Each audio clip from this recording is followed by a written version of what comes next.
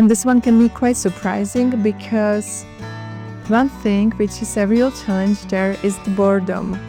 Like when you are there, you don't have your phone, a notebook, you are not talking, you don't have your books, anything. The boredom becomes a real challenge. When you are there, you're trying to entertain yourself just to get rid of that uncomfortable feeling. You can be just, singing songs in your mind or creating conversations which never happened in your mind and creating different fantasies about anything. So it is just a way how to avoid that uncomfortable feeling you are feeling at that moment, because it's so convenient to just create some fantasies and just to be in your mind instead of just focusing what's happening right now at this moment, which is not pleasant for you.